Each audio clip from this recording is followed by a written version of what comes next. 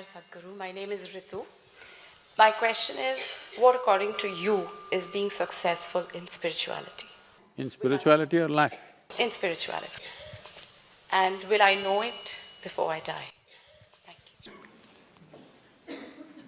See, what this entire contrived ideas about what is spirituality, what's happened is, people think if they're seeking God, they're spiritual. What you need to understand is, you have already made an assumption and then you're trying to concretize your assumption.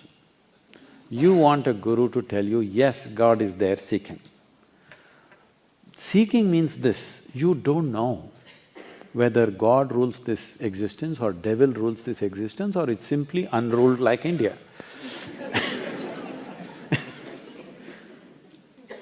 You don't know, that's why you want to seek. Seeking means you do not know and you want to know. If one has to be successful, as I said earlier, the most important thing is your intelligence is not identified with anything. Because the nature of the intellect is this, the moment you take on an identity, your intellect will work hard to protect that identity. You just have to tell yourself 3 times, I'm an Indian. Suddenly everything Indian looks nice, everything across the border doesn't look nice. You just have to tell yourself, I'm this, and immediately it only protects that and nothing else. This is the nature of the intellect. In fact, that is the work of the intellect because intellect is a tool of survival. Intellect is not ultimate intelligence. Unfortunately, because we are too much under European influence and somebody there said, I think so, I exist, we just lost it. In India, in the yogic system, we do not ascribe too much significance to your thought, first of all. So why we do not give significance to thought process is, it can only happen from the limited data that you have gathered.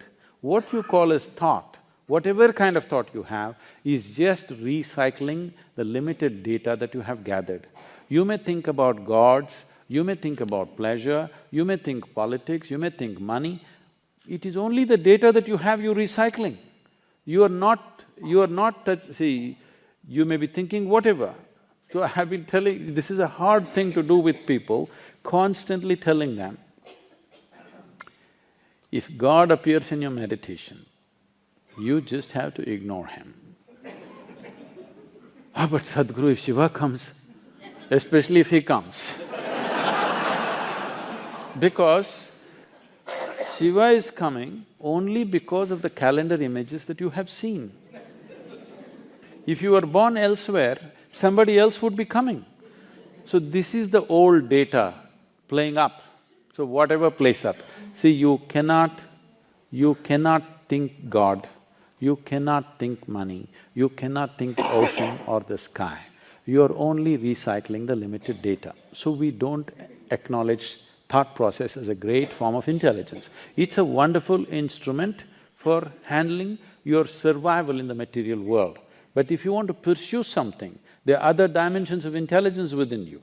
To put it very, very simply, today afternoon, whatever you had for lunch, let us say you had a chapati turns into a wonderful woman like you, because you ate the chapati. If Suhail ate this chapati, it will turn into a man.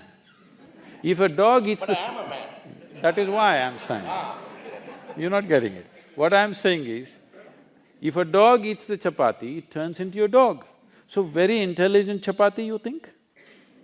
No, this is programmed. In your system, there is a certain volume of memory and intelligence which is capable of turning a simple chapati into a human being. When I say human being, I am talking about the most complex mechanism in the universe that we know of. There may be others, but this is the most complex mechanism in the universe that we know of. What have you manufactured such a complex machine with? With chapatis, bananas, dal and this and that? Just about anything you eat gets transformed. So there is an intelligence within you which is the very source of creation. Instead of finding access to this, you are too lost in your own thought process. Once you get lost in your thought process, your identities become super strong.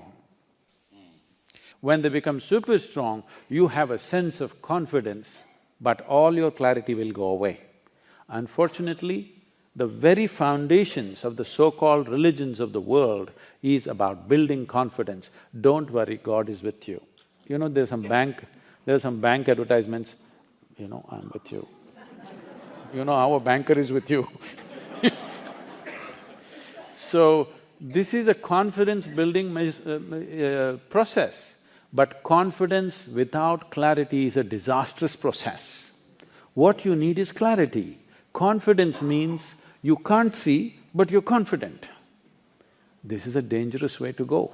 This is a continuous disaster. See, it doesn't take thousands of years to figure out simple aspects of life. I'm saying, now Suhail is going at these things, anger, hatred, all kinds of prejudice against each other with great vehemence about it. What I'm saying is, these are simple things in a human being. After a million years of living here, if you can't figure it out, which way to be out of it, obviously your intellect is not doing well enough, isn't it? You need other dimensions of intelligence. People ask me, Sadhguru, all other gurus are doing so many miracles, you don't do anything. I say, you want me to pull a pigeon out of my pocket? If I do that, you will have a bird and I'll have a shitty pocket. But no, let's stay with this. But you do acknowledge that there are many such people who are actually defrauding the emotions of a large population by doing this kind of nonsense. See, corruption is not the prerogative of only spiritual people. There are corrupt politicians, there are corrupt lawyers, there are corrupt policemen, there are corrupt doctors, there are corrupt every kind of profession, okay? It has entered every sphere of life. It is just that when a person who claims to be a spiritual guide or a guru turns corrupt, it stands out glaring because today if you go to a police station, you're expecting him to be corrupt, unfortunately. If he's not corrupt, you're surprised. That's when you talk about it. Oh my God, I went to the police station, the guy didn't ask for a buck. He did the job for me, you know. But when you go to your doctor, if he's corrupt, you're a little hurt because you placed your physical self in his hands. But when you go to your guru, you placed your entire life in his hands. If he is corrupt, you're very profoundly hurt, all right? So, the integrity that is necessary to perform different levels of activity is definitely more demanding when more trust is invested in that. But unfortunately, spiritual enterprise has started, okay? It's an enterprise. If you read 2 pages of Gita, you can become a guru in the country. You don't have to read the entire thing. 2 pages and go on repeating the same 2 pages in a language that other people don't understand, you will become a guru. So, about being successful with that spiritual process, this is all you have to do. Tonight when you go home, sit on your bed, look at yourself, what is you, what you gathered, okay? You have a home, you gathered it. You have people, you gathered them. You have clothes, you gathered this. You have a body, you gathered this. The content of your mind, you gathered it. See, before going to bed, close your eyes and see if you can keep all that aside, even intellectually. Just try to keep it aside and go to bed every day. You will see one day you will wake up in a way you have not believed possible, truly awake.